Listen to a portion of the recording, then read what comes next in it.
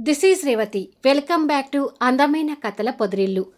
మహర్షి episode number 279. వర్షాన్ని ఓదారుస్తున్న ప్రమోద్. కఠినమైన నిర్ణయం తీసుకున్న రాజశేఖర్. అది ఎలాంటి నిర్ణయం? డేవిడ్ ఇంకా ధైర్యంగా ఉండటానికి కారణమేంటి? ఇవన్నీ తెలియాలి అంటే కథలోకి వెళ్లాల్సిందే. కథలకు వెళ్ళబోయే ముందు దయచేసి వీడియోకి ఒక లైక్ ఇవ్వండి. అలాగే హైప్ ఇచ్చి వీడియోని సపోర్ట్ చేయండి. స్టోరీస్ నచ్చినట్టయితే మన ఛానల్ని తప్పకుండా షేర్ చేయండి. ఇక మత్తిచ్చిన ఆడపిల్లలందరూ హాస్పిటల్లో నిదానంగా కోలుకుంటూ ఉంటారు. అందర్నీ పక్క బెడ్ల మీద పడుకోబెట్టి డాక్టర్స్ ట్రీట్మెంట్ అందిస్తుంటారు. ఆ ఆడపిల్లలు భయపడిపోయి వాళ్ళ తల్లిదండ్రులతో కన్నీళ్లు పెట్టుకుంటూ మాట్లాడుతుంటారు. అలా వర్ష కూడా అక్కడి ఆడపిల్లల కంటే ఇంకా ఎక్కువ బాధపడుతూ తల్లిని హగ్ చేసుకొని, "నా తండ్రి ఇంత దుర్మార్గుడని అసలు అనుకోలేదమ్మా" అని ఏడుస్తుంటుంది. వర్ష అలా ఏడవటం చూసి మహర్షితో సహా అందరూ బాధపడుతుంటారు. ప్రమోద్ వర్షకి మరో పక్కకి వెళ్ళి తనను దగ్గర తీసుకుని, "మీరందరూ క్షేమంగా బయటపడినందుకు ఇక సంతోషించాలి వర్ష, ఏడవకు" అంటూ తనని ఓదారుస్తుంటాడు. ఫోన్లో మా నాన్న డేవిడ్ డేవిడ్ అని మాట్లాడుతుంటే ఎవరో అనుకున్నాను కానీ మా నాన్న దుర్మార్గాన్ని గుర్తించలేకపోయాను అంటూ వర్ష ప్రమోద్ని హగ్ చేసుకుని ఏడుస్తుంటుంది. గంగ అక్కడికి చేరుకొని ఆ ఆడపిల్లలందరూ సేవ్ అయినందుకు సంతోషపడి, "మీరు అదృష్టవంతులు కాబట్టి డేవిడ్ చేతికి చిక్కలేదమ్మా, లేదంటే మీరు ఆ వృత్తిలో అనుక్షణం నరకం అనుభవిస్తూ ఉండేవాళ్ళు. ఆ నరకాన్ని నేను చూసి వచ్చాను కాబట్టి నా అనుభవంతో చెప్తున్నాను. ఇంక మీరు అదృష్టవంతులు అనుకోవాలి" అని గంగ అక్కడ పరిస్థితుల్ని కన్నీళ్లతో చెప్తుంటే రాజశేఖర్ హృదయం తరుక్కుపోతూ జీవన కళ్ళ ముందు కదులుతుంటే కన్నీటి పర్యమవుతుంటాడు. తల్లి పడిన కష్టాలు మహర్షికి తెలుసు కాబట్టి మహర్షి మనోవేదనతో మౌనంగా ఉన్నా గంగ చెప్తుంటే మిగతా అందరికీ కూడా కన్నీళ్ళొస్తుంటాయి. ఇలా కొన్ని గంటల తర్వాత ఆడపిల్లలందరూ పూర్తిగా కోలుకొని ఎవరిళ్లకు వాళ్ళు చేరుకుంటారు. ఇంటికి వచ్చిన వర్ష తండ్రి దుర్మార్గం గురించి తెలుసుకొని వెక్కి వెక్కి ఏడుస్తుంటే ప్రమోద్ కూడా అక్కడే ఉండి తనని ఓదారుస్తూ ఉంటాడు.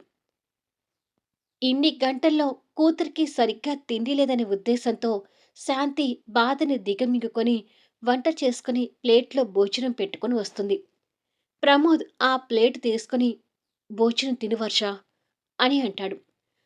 "అసలు మా నాన్న చేసిన పనులకి నాకు బతకాలనిపించడం లేదు ప్రమోద్" అని ఏడుస్తుంటే, "అవేం మాటలు వర్ష, మీ నాన్న చేసిన దానికి నువ్వలా అనుకోవడం ఎందుకు? చేసిన తప్పులకి మీ నాన్న ప్రాయశ్చిత్తంతో శిక్ష అనుభవిస్తున్నాడు. నువ్విలా ఏడవకు" అని తనని ఓదారుస్తూ భోజనం తినేలా చూస్తుంటాడు. ఇక్కడ రాజశేఖర్ గారు జీవచ్చవల రూములో ఒంటరిగా కూర్చొనిపోయి కన్నీళ్లు పెడుతుంటే సుచరిత కూడా దగ్గరికి వెళ్ళి కదిలించలేకపోతుంటుంది. గౌతమ్, తాన్య కూడా రాజశేఖర్తో మాట్లాడడానికి కూడా ఆసక్తి చూపించలేకపోతుంటారు. అసలు రాజశేఖర్ కూడా కుటుంబంలో ఎవరికీ మొహం చూపించలేకపోతుంటాడు. నైట్ 9 అవుతుండగా మహర్షి టెర్రస్ పైన చీకట్లో నిలబడి ఆలోచనలో ఉంటాడు. అవంతి డైనింగ్ టేబుల్ దగ్గర డిషెస్ సెట్ చేసి పెడుతుంటే, "ఇవి నేను చూస్తానమ్మా. సార్ పైన ఉన్నారు. భోజనానికి రమ్మంటే ఏమీ మాట్లాడలేదు.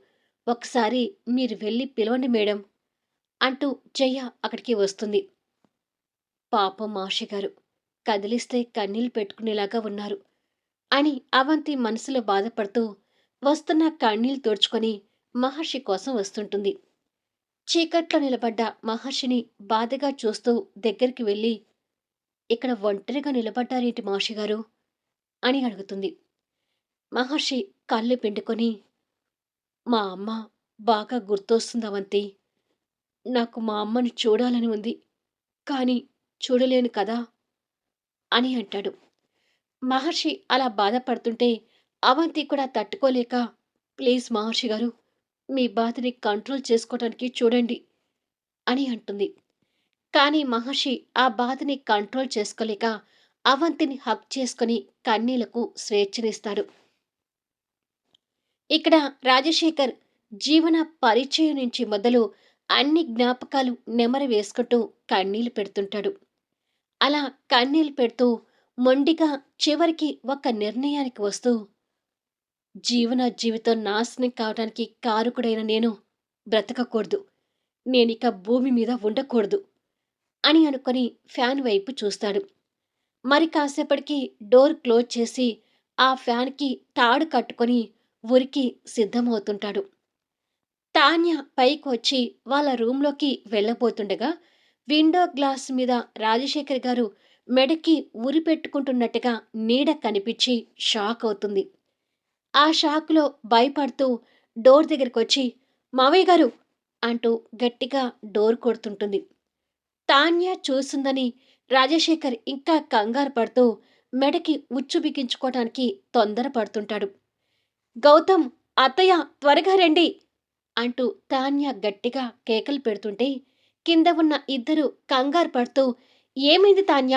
అని అడుగుతారు. "మావయ్య గారు ఉరి పెట్టుకోబోతున్నారు. గౌతమ్ త్వరగా రా! నేను డోర్ కొట్టినా తీయడం లేదు" అని చెప్పి తాన్య గట్టిగా డోర్ నెడుతుంటుంది. అది విని ఇద్దరు భయపడుతూ గబగబా పైకి వస్తారు. "ఏవండి!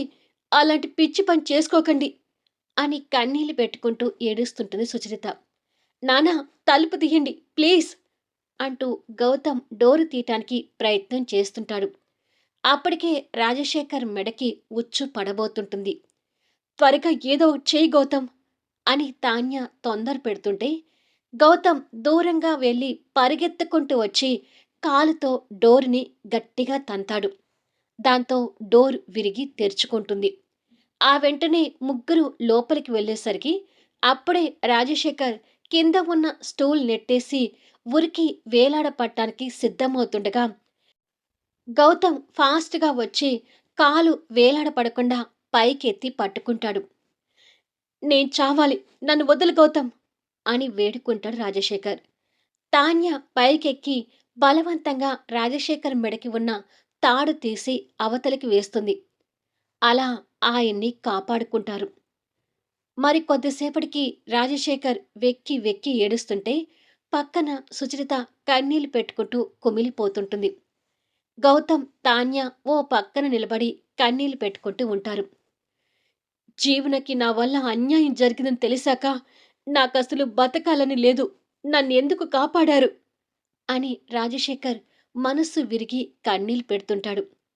రాజశేఖర్ మాటలకి ముగ్గురు కన్నీళ్లు పెడుతుంటారు కానీ ఏమీ మాట్లాడలేకపోతుంటారు.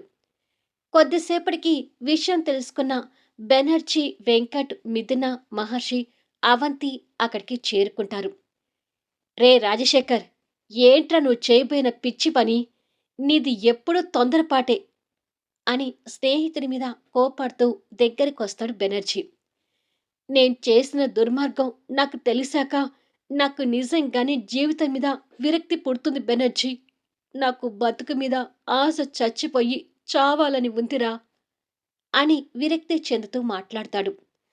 తండ్రి చేసిన పొరపాటుకి ఎంత తండ్రి మీద కోపం ఉన్నా అంతకంటే ఎక్కువ పిల్లలకి ప్రేమ ఉంటుంది కాబట్టి రాజశేఖర్ మాటలకి గౌతమ్, మిథున తట్టుకోలేకపోతుంటారు. "చచ్చిపోతే నువ్వు చేసిన తప్పు ఒప్పవుతుందనుకుంటున్నావా? సమస్యలకు చావు పరిష్కారమైతే ఈ లోకంలో ఎవరూ బతకరు" అని అంటాడు బెనర్జీ. "మీరు ఎన్నైనా చెప్పండి. నేను చేసిన తప్పుకి నా చావే శిక్ష" అంటాడు రాజశేఖర్. "అలా అని మీరు అనుకుంటే సరిపోతుందా?" అని సీరియస్ అవుతాడు మహర్షి.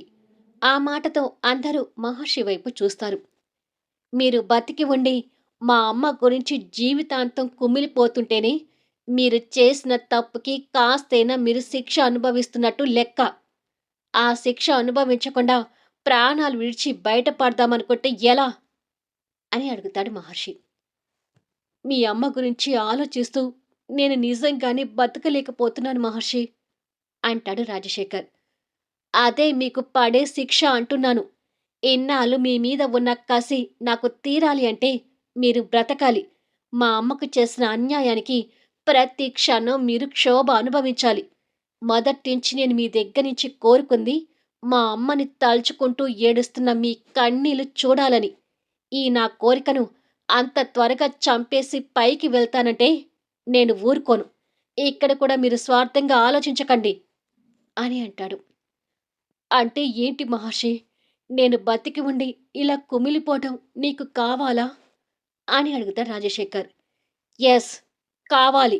మా అమ్మని తలుచుకుంటూ మీరు ప్రతి క్షణం కన్నీళ్లు పెట్టుకుంటూ ఉంటే మీ మీద ఉన్న నా ప్రతీకారం కాస్తైనా తీరుతుంది అంటూ ఆవేశపడతాడు మహర్షి. అవంతి వస్తున్న కన్నీళ్లు తుడుచుకుంటూ మీరలా ఆవేశపడకండి మహర్షి గారు. చచ్చిన పాముని ఇంకా చంపకండి అని అంటుంది. మరి లేకపోతే ఏంటవంతి? ఇతని కారణంగానే మా అమ్మ జీవితం నాశనం అయిపోయిందని నిరూపించడానికి నేను ఇన్నేళ్లు ఎంతగా తాపత్రయపడ్డానో నాకు మాత్రమే తెలుసు. చివరికి అతను చేసిన పొరపాటు తెలుసుకొని శిక్ష అనుభవించకుండా అంత ఈజీగా ఉరి వేసుకుని చస్తాను అంటే నేనెందుకు ఊరుకుంటాను? అతను బతికినంత కాలం మా అమ్మని తలుచుకుంటూ కన్నీళ్లతోనే బతకాలి. అదే నేను కోరుకునేది అంటూ ఆవేశంగా చెప్పి అక్కడి నుండి వెళ్ళిపోతాడు.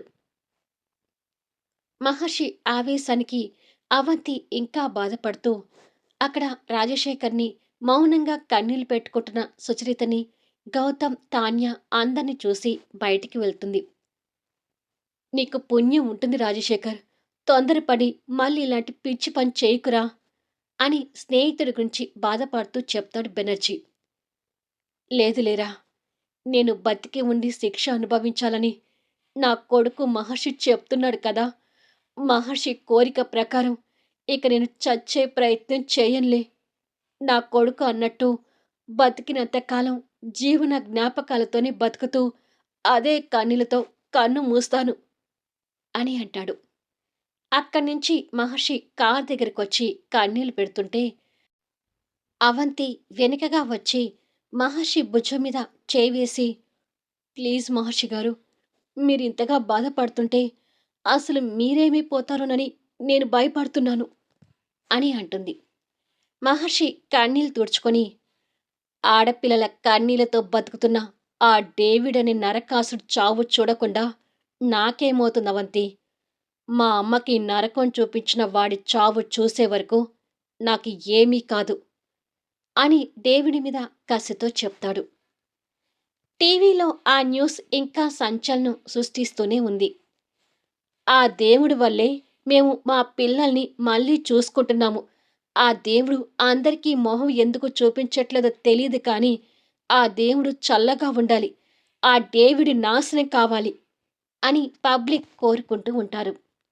మహర్షి ఇంట్లో ఆ ఇద్దరి సర్వెంట్స్ కూడా టీవీ చూస్తూ ఎవరో ఆ దేవుడు ఇంతమంది ఆడపిల్లల జీవితాల్ని కాపాడిన అతను నిజంగానే మహానుభావుడు అని అనుకుంటారు.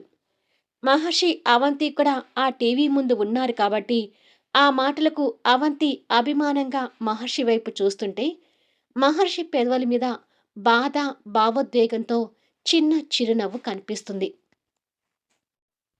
అదే సమయంలో దుబాయ్‌లో కూడా డేవిడ్ టీవీ చూస్తుంటాడు.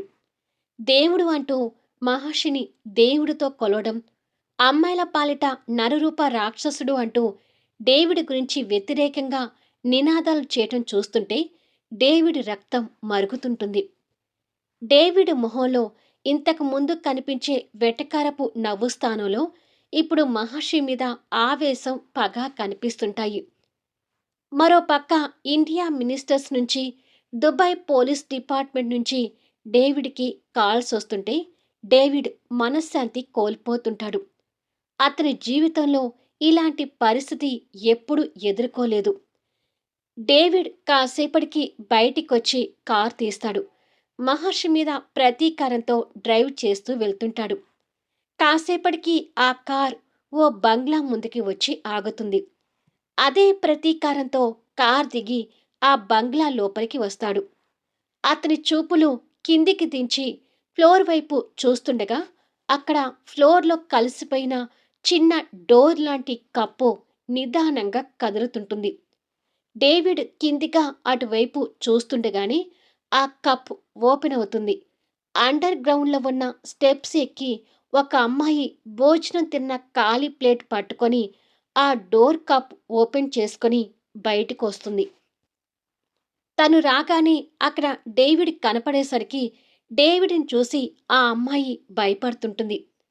ఆ భయంతోనే కిందికి ఉన్న అండర్ గ్రౌండ్ డోర్ క్లోజ్ చేయబోతుండగా, "ఆగు! అది క్లోజ్ చేయకు" అని అంటాడు.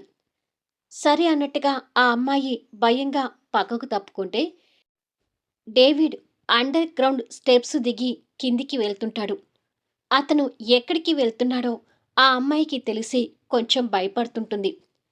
అండర్ గ్రౌండ్‌లో చీకటిగా ఉన్న ఆ ప్రదేశంలో ఫోన్ లైట్ ఆన్ చేసుకుంటూ వెళ్తుంటాడు. అలా డేవిడ్ ఒక గమ్యస్థానానికి చేరుకొని ఫోన్ లైట్ ఒక వైపుకి ఫోకస్ చేసేసరికి ఫోన్ లైట్ వెలుగులో ఒక పాత నేత చీర ధరించి నెరిసిన జుట్టుతో జీవన కనిపిస్తుంది. డేవిడ్ జీవన వైపు కోపంగా చూస్తూ ఆమె దగ్గరికి వస్తుంటాడు.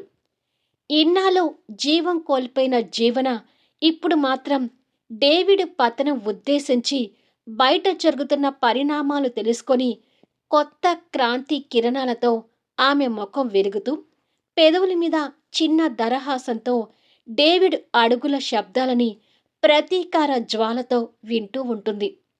అలా వింటూ ఉండగానే డేవిడ్ జీవన దగ్గరికి వచ్చి నిలబడ్డాడు. మళ్ళీ నెక్స్ట్ వీడియోలో కలుద్దాం. ఇప్పుడు జీవన డేవిడ్ మధ్య ఎలాంటి సంభాషణలు ఉండబోతున్నాయి? డేవిడ్ జీవనాని అండర్ గ్రౌండ్‌లో అలా ఎందుకు బంధించి ఉంచాడు? జీవన బతికి ఉంటే మహర్షి తల్లి చనిపోయిందని భ్రమలో ఎందుకు ఉన్నాడు? జీవన బతికి ఉందని మహర్షికి, రాజశేఖర్‌కి తెలిస్తే వాళ్ళ రియాక్షన్ ఎలా ఉండబోతుంది? తెలియాలి అంటే అనూహ్యమైన కథనాలతో ఆసక్తికరంగా సాగే కథా వీడియోస్ని మిస్ కాకుండా చూడండి. కథ నచ్చితే లైక్ చేయండి, హైప్ ఇవ్వండి, మీ అమూల్యమైన అభిప్రాయాలను తెలియచేయండి. అలాగే మన స్టోరీని దయచేసి షేర్ చేయండి. Thank you for లీజనింగ్.